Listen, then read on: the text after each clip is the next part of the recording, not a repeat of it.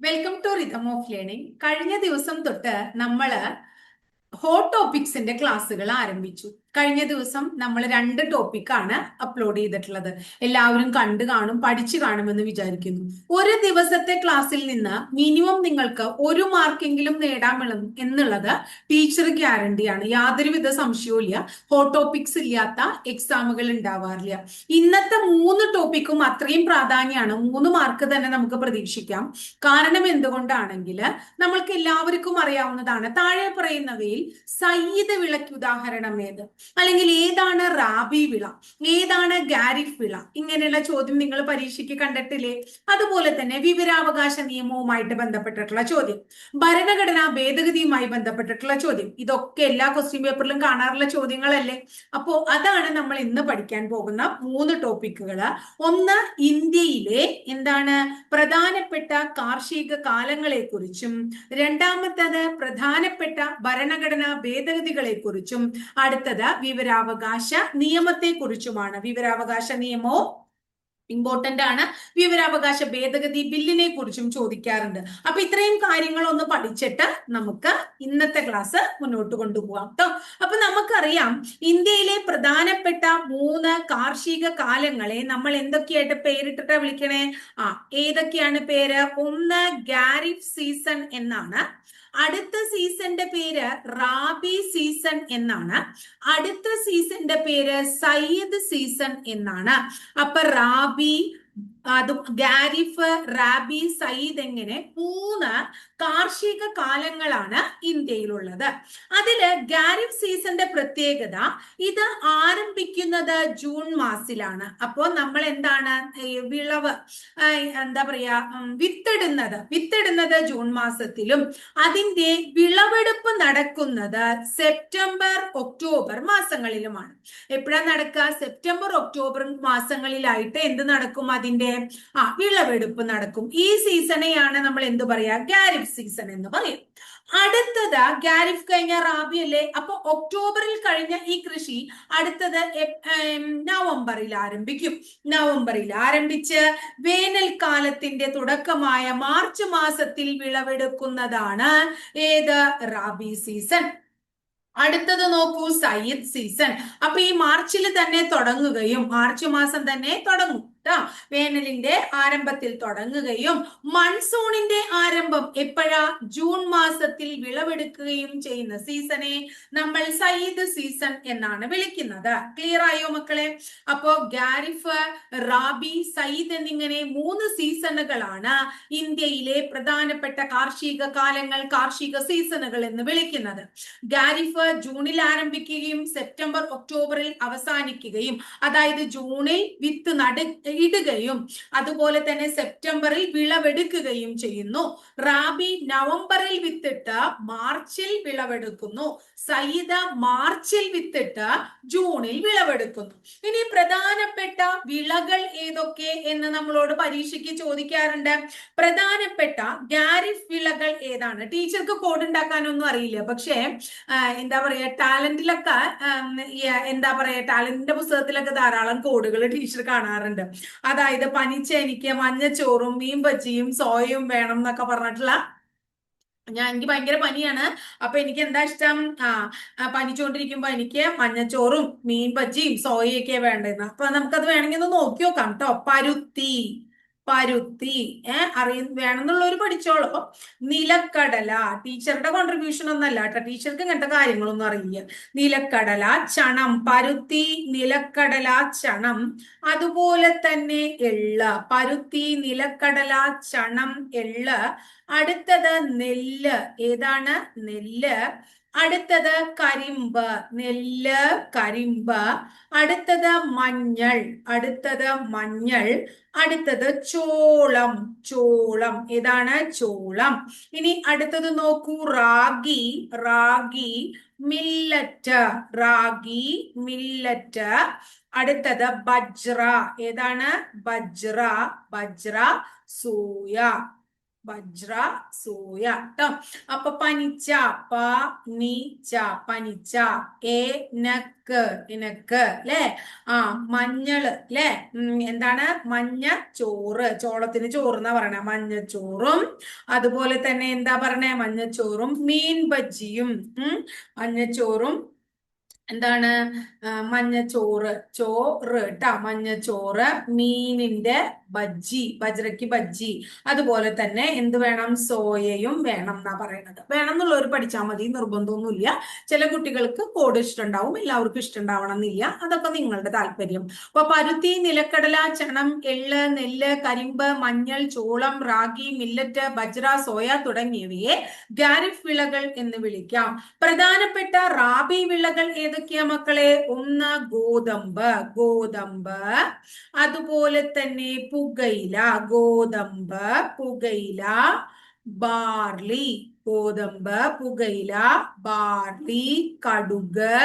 ഏതാണ് കടുക്. അതുപോലെ തന്നെ പയറുവർഗ്ഗങ്ങൾ. ഏതാണ് കടുക് കഴിഞ്ഞ പയറുവർഗ്ഗങ്ങൾ, കടുക് കേട്ടോ, കടുക്, പയറ് വർഗ്ഗങ്ങൾ തുടങ്ങിയവയാണ് ഏതെന്നുകൊണ്ട് ഉദ്ദേശിക്കുന്നത്, നമ്മുടെ റാബി വിളകൾ കേട്ടോ. അപ്പൊ റാബി വിളകൾ ഒന്ന് പറഞ്ഞേ നിങ്ങള്. ഗോതമ്പ്, പുകയില. ഏതൊക്കെയാണ്? ഗോതമ്പ്, പുകയില, ബാർലി, കടുക്, പയറ്. ഗോതമ്പ്, പുകയില, ബാർലി, കടുക്, പയറ് തുടങ്ങിയവയാണ് എന്ത് റാബി വിളകള്. അടുത്തത് സയ്യിദ് വിളകൾ. സയ്യിദ് വിളകൾ ഏതൊക്കെയാണെന്ന് നോക്കൂ.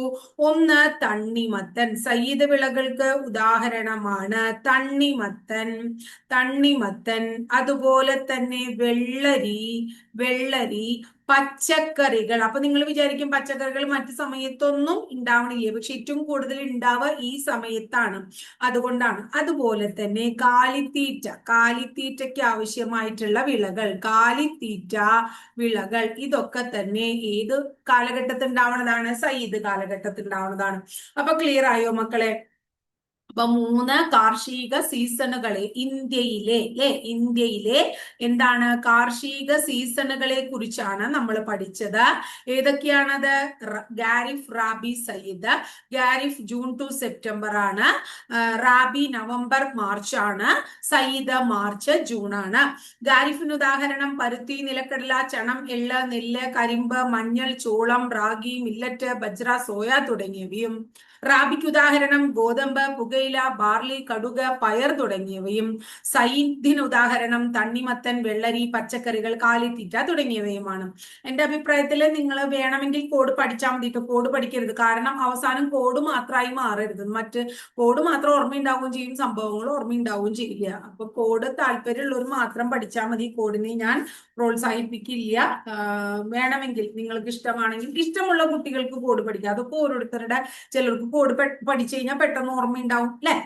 ഇനി അടുത്തത് നമ്മൾ പഠിക്കാൻ പോകുന്നത് എന്താണെന്നറിയാമോ? ഇന്ത്യൻ ഭരണഘടനയിലെ പ്രധാനപ്പെട്ട അമെൻമെന്റ്സിനെ കുറിച്ച്. അതായത് ഭേദഗതികൾ കുറെ അധികം ഉണ്ട്. എല്ലാ ഭേദഗതികളും ടീച്ചർ ഇവിടെ പറയുന്നില്ല. നമ്മൾ പറയുന്നത് PSC പരീക്ഷകളിൽ ചോദിച്ചിട്ടുള്ളത്, എന്നും ആവർത്തിച്ച് ചോദിക്കാറുള്ള ഭരണഘടനാ ഭേദഗതികളെ കുറിച്ചാണ്. ഭരണഘടനയിലെ ആദ്യത്തെ ഭേദഗതി, ഒന്നാമത്തെ ഭേദഗതി 1951 ഉണ്ടാവണേ. ആ ഭേദഗതിയുടെ പ്രത്യേകത 9ാമത്തെ ഷെഡ്യൂൾ ഏതാണ്? ഷെഡ്യൂൾ എന്ന് പറഞ്ഞാൽ എന്താ അർത്ഥം? പട്ടിക. 9ാമത്തെ ഷെഡ്യൂൾ അല്ലെങ്കിൽ 9ാമത്തെ പട്ടിക ഇന്ത്യൻ ഭരണഘടനയിൽ കൂട്ടിച്ചേർത്ത ഭേദഗതിയെ നമ്മൾ 1ാം ഭരണഘടനാ ഭേദഗതി എന്ന് വിളിക്കുന്നു. അടുത്തത് 7th അമെൻമെന്റ് പഠിക്കണം നിങ്ങൾ. അത് 1956 ആണ്. എന്താണ്? ഭാഷാടിസ്ഥാനത്തിൽ സംസ്ഥാനങ്ങളെ പുനഃസംഘടിപ്പിച്ചതാണ്. അപ്പൊ ഭാഷാടിസ്ഥാനത്തിൽ സംസ്ഥാനങ്ങളെ പുനഃസംഘടിപ്പിച്ചതുമായി ബന്ധപ്പെട്ടിട്ടുള്ള ഭരണഘടനാ ഭേദഗതിയാണ് 7ാം ഭരണഘടനാ ഭേദഗതി. അടുത്തത് 26ാമത്തെ 26th അമെൻമെന്റ് ആണ്. അത് 1971 അതായത് മുമ്പ് നാട്ടുരാജ്യങ്ങൾ തിരുവിതാംകൂർ, കൊച്ചി, മലബാർ എന്നിങ്ങനെ നാട്ടുരാജ്യങ്ങൾ ഉണ്ടായിരുന്നു. ആ നാട്ടുരാജ്യങ്ങളിലെ ഭരണകർത്താക്കൾക്ക് പെൻഷൻ പോലെ കൊടുത്തിരിക്കുന്നതാണ് പ്രിവി പേഴ്സ് എന്ന് പറയുന്ന ഒരു എമൗണ്ട്, അതൊരു എമൗണ്ട് ആണ്, അതിന് പറയുന്ന പേരാണ്, പെൻഷൻ പോലെ കൊടുത്തിരുന്നത്. ഈ പ്രിവി പേഴ്സ് ഇല്ലാണ്ടാക്കി. ഇത് ഇല്ലാണ്ടാക്കിയത് ആര് എന്നും കൂടി പരീക്ഷയ്ക്ക് ചോദിച്ചിട്ടുണ്ട്. ഇന്ദിരാഗാന്ധിയുടെ കാലത്താണ് പ്രിവി പേഴ്സ് നിർത്തലാക്കിയത് എന്ന് ഓർത്തു വെക്കാം. അടുത്ത ഭരണഘടനാ ഭേദഗതി എന്താ പറയണത്, 42ാമത്തെ ഭരണഘടനാ ഭേദഗതിയാണ്. ഭരണഘടനാ ഭേദഗതി 1976 പരീക്ഷയ്ക്ക് ചോദിച്ചിട്ടുള്ള ഒരു ചോദ്യമാണ്. മിനി കോൺസ്റ്റിറ്റ്യൂഷൻ എന്ന് അറിയപ്പെടുന്നത്, അല്ലെങ്കിൽ ചെറിയ ഭരണഘടന എന്ന് അറിയപ്പെടുന്നത് ഏതാണ്? ഈ ഭരണഘടനാ ഭേദഗതിയാണ്. ഇനി ഇതിന്റെ പ്രത്യേകത എന്താണ് ഇവിടെ നടന്നത്? ഇന്ത്യയിൽ മൗലിക കർത്തവ്യങ്ങൾ ഭരണഘടനയിൽ കൂട്ടിച്ചേർത്തത് 42ാം ഭരണഘടനാ ഭേദഗതിയിലൂടെ ആണ് എന്ന് ഓർത്തുവെക്കാം. ഇനി അടുത്തത് 44th അമെന്റ്മെന്റ്, 44ാം ഭരണഘടനാ ഭേദഗതി 1978 എന്താണ്? നമ്മുടെ മൗലിക അവകാശമായിരുന്നു സ്വത്തവകാശം. ആ സ്വത്തവകാശത്തെ മൗലിക അവകാശങ്ങളുടെ പട്ടികയിൽ നിന്ന് നീക്കം ചെയ്തു. സ്വത്തവകാശം അല്ലെ, സ്വത്തവകാശം എന്താണ്? മൗലിക അവകാശം എന്തായി? അല്ലാതായി. സ്വത്തവകാശം മൗലിക അവകാശം അല്ലാതായി, അല്ലെങ്കിൽ സ്വത്തവകാശത്തെ മൗലികാവകാശങ്ങളുടെ പട്ടികയിൽ നിന്ന് നീക്കം ചെയ്തു 44ാം ഭരണഘടനാ ഭേദഗതി. അടുത്തത് നോക്കൂ, 52ാമത്തെ ഭരണഘടനാ ഭേദഗതിയാണ്. അത് 1985 അതിൽ എന്താണ് നടന്നത്? എന്ത് കാര്യം അവിടെ നടന്നത്? കൂറുമാറ്റ നിരോധന നിയമം. അപ്പൊ കൂറുമാറ്റ നിരോധന നിയമത്തെ കുറിച്ച് പ്രതിപാദിക്കുന്ന ഭരണഘടനാ ഭേദഗതി 52ാം ഭരണഘടനാ ഭേദഗതി നിലവിൽ വന്നു 1985. അടുത്തത് 61ാം ഭരണഘടനാ ഭേദഗതി, അത് 1981 വോട്ട് ചെയ്യാനുള്ള പ്രായം 21 നിന്ന് 18 വയസ്സായി കുറച്ചു. വോട്ട് ചെയ്യാനുള്ള പ്രായം 21 നിന്ന് 18 കുറച്ച ഭരണഘടനാ ഭേദഗതിയാണ് 61ാം ഭരണഘടനാ ഭേദഗതി. അടുത്തത് നോക്കൂ മക്കളെ, 69ാമത്തെ ഭരണഘടനാ ഭേദഗതി 1991 എന്താണ്? ഡൽഹി നമ്മുടെ ദേശീയ തലസ്ഥാനമായി മാറി. ഡൽഹിക്ക് ദേശീയ തലസ്ഥാന പദവി കൊടുത്തത് 69ാം ഭരണഘടനാ ഭേദഗതി 91. അപ്പൊ ഈ പേജ് ഒന്ന് പഠിച്ച്. ആദ്യ ഭരണഘടനാ ഭേദഗതി 1951 നമ്മുടെ ഭരണഘടനയിൽ 9ാം പട്ടിക കൂട്ടിച്ചേർത്തു. 7ാമത്തെ ഭരണഘടനാ ഭേദഗതി 1956 ഭാഷാടിസ്ഥാനത്തിൽ സംസ്ഥാനങ്ങൾ പുനഃസംഘടിപ്പിച്ചു. 26ാം ഭരണഘടനാ ഭേദഗതി 1971 ആദ്യകാലങ്ങളിൽ ഉണ്ടായിരുന്ന നാട്ടുരാജാക്കന്മാർക്ക് നൽകിയിരുന്ന പ്രിവി പേഴ്സ് നിർത്തലാക്കി. 42ാം ഭരണഘടനാ ഭേദഗതി 1976 മൗലിക കർത്തവ്യങ്ങൾ ഭരണഘടനയിൽ കൂട്ടിച്ചേർത്തു. ഇതിനെ മിനി കോൺസ്റ്റിറ്റ്യൂഷൻ എന്നും വിളിക്കുന്നു. 44ാം ഭരണഘടനാ ഭേദഗതി 1978 സ്വത്തവകാശം മൗലിക അവകാശം അല്ലാതായി. 52ാം ഭരണഘടനാ ഭേദഗതി 1985 കൂറുമാറ്റ നിരോധന നിയമം. 61ാം ഭരണഘടനാ ഭേദഗതി 1989 വോട്ടിംഗ് പ്രായം 21 നിന്ന് 18 കുറച്ചു. 69ാം ഭരണഘടനാ ഭേദഗതി 1991 ഡൽഹി എന്തായി മാറി? നമ്മുടെ ദേശീയ തലസ്ഥാന പദവി കിട്ടി ഡൽഹിക്ക് അല്ലെ. അപ്പോ ഇനി അടുത്തത് എന്താണ്? വളരെ ഇമ്പോർട്ടന്റ് ആയിട്ടുള്ള അടുത്തൊരു ഭേദഗതിയാണ് 73ാമത്തെ ഭരണഘടനാ ഭേദഗതി. 73ഉം 74ഉം എപ്പോഴും ചോദിക്കാറുണ്ട്. 1992 73. എന്താണ്? പഞ്ചായത്തി രാജിന് ഭരണഘടനാ സാധുത നൽകിയത് 1992 73ാം ഭരണഘടനാ ഭേദഗതി പ്രകാരമാണ്. അടുത്തത് 74ാമത്തെ ഭരണഘടനാ ഭേദഗതിയും 92 തന്നെയാണ്. അവിടെ എന്ത് നിയമങ്ങളാണ് വന്നത്? നഗരപാലികാ നിയമം നിലവിൽ വന്നു. അതുപോലെ തന്നെ മുനിസിപ്പാലിറ്റി നിയമം, നഗരപാലികാ നിയമം, മുനിസിപ്പാലിറ്റി നിയമം തുടങ്ങിയവ അഥവാ ഇന്ത്യൻ കോൺസ്റ്റിറ്റ്യൂഷനിൽ ഉൾപ്പെടുത്തിയത്? 74-ാമത്തെ ഭരണഘടനാ ഭേദഗതി 92. അടുത്തത് എത്രയോ പ്രാവശ്യം പരീക്ഷയ്ക്ക് ആവർത്തിച്ചിട്ടുള്ളതാണ് 86-ാം ഭരണഘടനാ ഭേദഗതി. വർഷവും ആവർത്തിക്കാറുണ്ട് 2002. എന്താണത്? പ്രാഥമിക വിദ്യാഭ്യാസം. പ്രാഥമിക വിദ്യാഭ്യാസം എന്തായി? മൗലിക അവകാശമായി. പ്രാഥമിക വിദ്യാഭ്യാസം മൗലിക അവകാശമായി മാറിയ ഭരണഘടനാ ഭേദഗതി ഏതാണ്? 86-ാം ഭരണഘടനാ ഭേദഗതി 2002. അടുത്തത് 101-ാമത്തെ ഭരണഘടനാ ഭേദഗതി 2016-ൽ വന്നു. GSTയുമായി ബന്ധപ്പെട്ടതാണ്. GST ട്ടോ.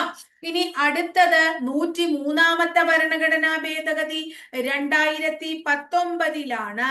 മുന്നോക്ക വിഭാഗങ്ങളിൽ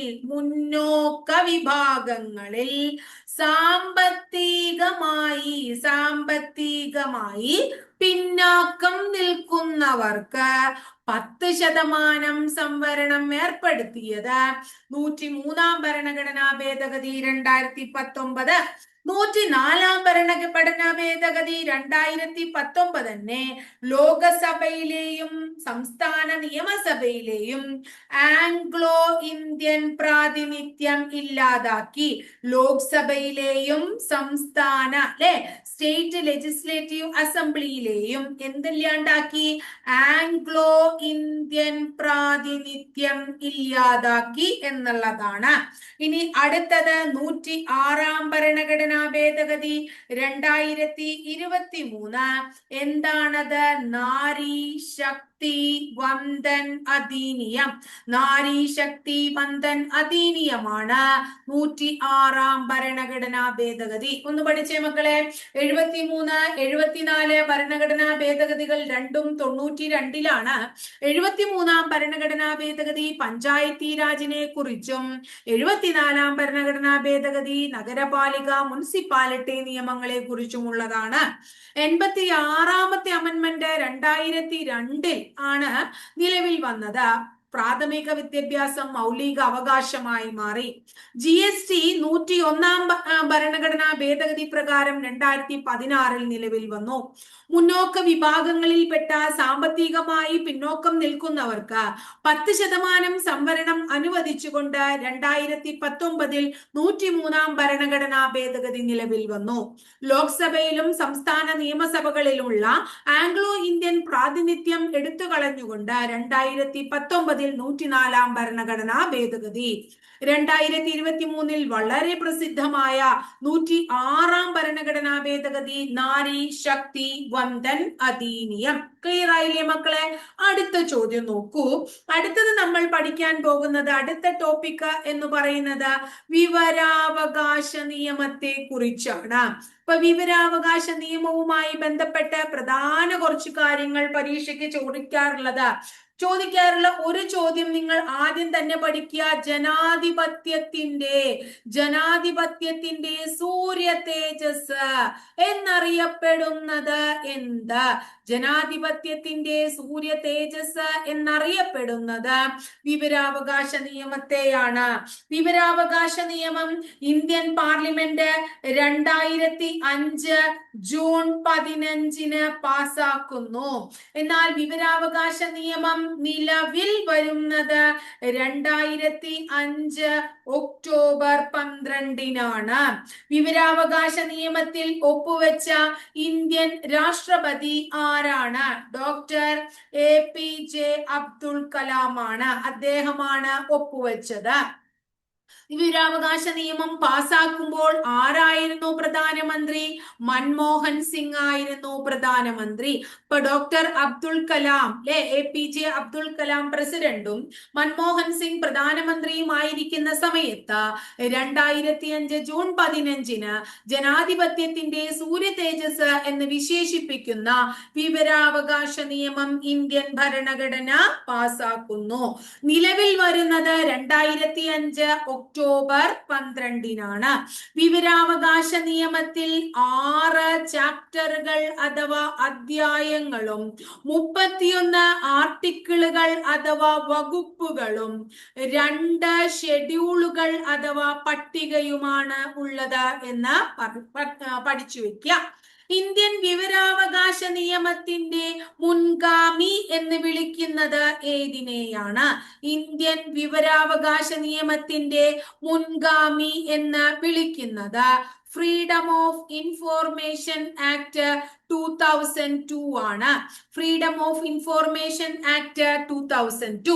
ഇനി എന്താണ് വിവരാവകാശ നിയമത്തിന്റെ പ്രധാന ലക്ഷ്യങ്ങൾ? സ്റ്റേറ്റ്മെന്റ് രൂപത്തിൽ ചോദിക്കാം, ശ്രദ്ധിക്കുക.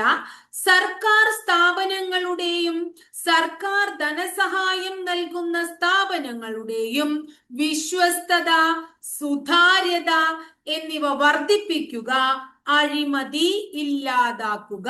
അപ്പൊ എന്താണ്? ഗവൺമെന്റ് ഡിപ്പാർട്ട്മെന്റുകള് അല്ലെ, സർക്കാർ സ്ഥാപനങ്ങള്, അതുപോലെ തന്നെ ഗവൺമെന്റ് ധനസഹായം നൽകുന്ന സ്ഥാപനങ്ങള് എന്നിവയുടെ എന്താണ് വിശ്വസ്തത, അതുപോലെ തന്നെ സുതാര്യത എന്നിവ ഉറപ്പാക്കി എന്തില്ലാണ്ടാക്കുക? അഴിമതി ഇല്ലാതാക്കുക. അതാണ് വിവരാവകാശ നിയമത്തിന്റെ ലക്ഷ്യം.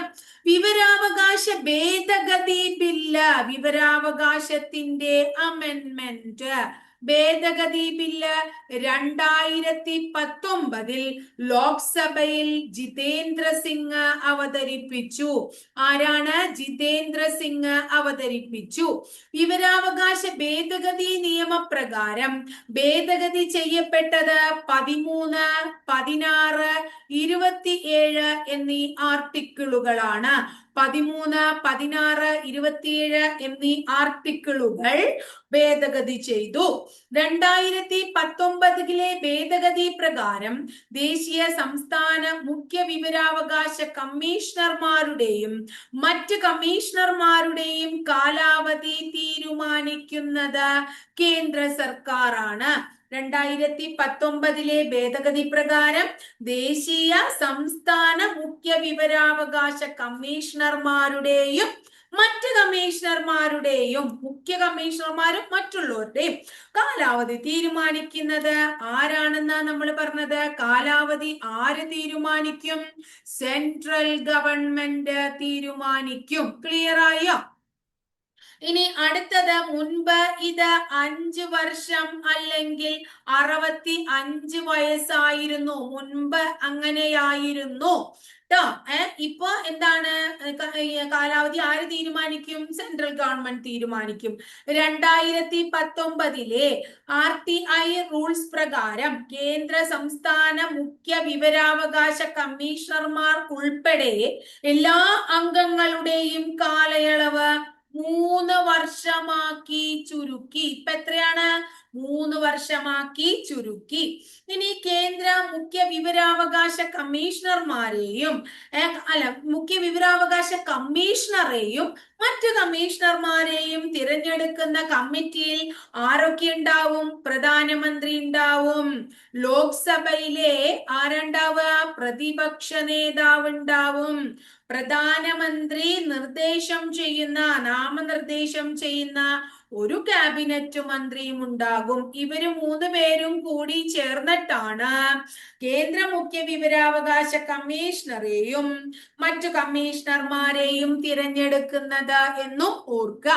അപ്പൊ ഇത്രയാണ് നമ്മുടെ വിവരാവകാശ നിയമം എന്ന് പറയുന്ന ടോപ്പിക്. നമ്മൾ വിവരാവകാശ നിയമം പഠിച്ചു, അമെൻമെന്റ്സ് പഠിച്ചു, അതുപോലെ തന്നെ ഇന്ത്യയിലെ കാർഷിക സീസണുകൾ പഠിച്ചു. ഭംഗിയായിട്ട് ഇങ്ങനെ ഓരോ ടോപ്പിക്കുകളും പഠിച്ച് നിങ്ങൾ മുന്നോട്ട് പോവാം. ഇതിനോടൊപ്പം തന്നെ ഇനി ടീച്ചർ ക്വസ്റ്റ്യൻ പേപ്പറുകളും കൂടി ആഡ് ചെയ്യാം. പ്രീവിയസ് ഇയർ ക്വസ്റ്റ്യൻ പേപ്പറുകളും കൂടി നമുക്ക് ചെയ്യാം. അങ്ങനെ മാറി മാറി പഠിച്ച് നമ്മൾ എല്ലാവരും നല്ല മാർക്കില്ല, നിങ്ങൾ ഓരോ കുട്ടികളും ടീച്ചർ ടീച്ചറുടെ ആഗ്രഹം നിങ്ങൾ എല്ലാവർക്കും നല്ല നല്ല ലിസ്റ്റുകളിൽ എത്തി എളുപ്പം ജോലി ചെയ്യാൻ ഉള്ള ഭാഗ്യം ഉണ്ടാവട്ടെ. എത്രയും പെട്ടെന്ന് ജോലിക്കാരായി മാറട്ടെ എന്നുള്ളതാണ് കേട്ടോ. അപ്പൊ അടുത്ത ദിവസം ഇതുപോലെ തന്നെ മറ്റു ടോപ്പിക്കുകളുമായിട്ട് നമുക്ക് വീണ്ടും കാണാം കേട്ടോ.